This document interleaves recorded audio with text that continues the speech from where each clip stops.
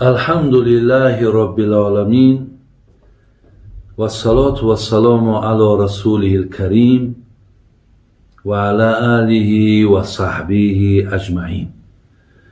برادران عزیز و گرامی، من یک لحظه تنفس کردم.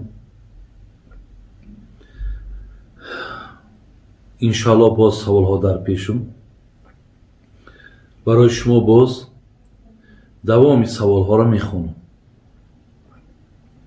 خداوند خاتمه همه ما و شما را بخیر کنه، ایمان هامون کامل نگه داره، باز هم محبوبیت اخلاص مون به سوی دین خدا باز هم زیاد بگرداند. حضرت مولوی رومی میفرمود که نار خندان باغ را خندان کند، صحبت مردانت از مردان کند. همنشین اهل معنی باش تا هم عطا یابی و هم گردی فتا. برادران عزیز، از این همنشینی ها، از این گوش کردنی ها انشاءالله شما هم عطا میابین، هم ثواب میابین، هم گردی فتا، هم جوان مرد میشوین. خدای مهربان حفظتان کند. سوالی که آمده است گفته است: استاد، حضرت عمر رضی الله عنه در اسلام مرتبهش بلند بود یا امام اعظم؟ برادر ما سوال کرده است که آیا مقام و مرتبه حضرت عمر بلند بود یا حضرت امام اعظم؟ امام اعظم همین ابو حنیفه رحمت الله علیه که ما و شما با او مذهب داریم. البته برادران عزیز، حضرت عمر مقامش نه تنها از ابو حنیفه بلکه از امام مالک هم، از امام شافعی هم، از امام احمد حنبل هم، حتی از بسیاری صحابه ها مرتبه حضرت عمر بلند بود. برادر عزیز،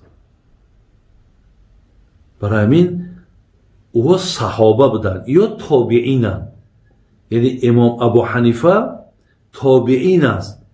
تابعینش یعنی صحابه را دیدگیه. صحابه کسایی هستند که پیامبر را دیدگیه. ابو حنیفه پیامبر را ندیده است ولی اصحاب پیامبر را دید. به همین خاطر یا را تابعین میگن. حضرت عمر و ابوبکر و دیگر یارای پیامبر و اصحاب پیغمبر صحابه میگن، به خاطری که اونها پیامبر را دیدن، با او ایمان آوردن و همچون با همو ایمانهاشون دنیا را پدرود گفتن. این حضرت مقامش از همه امام ها و از همه امت پیامبر بالا و بهتره. برادر عزیز، خب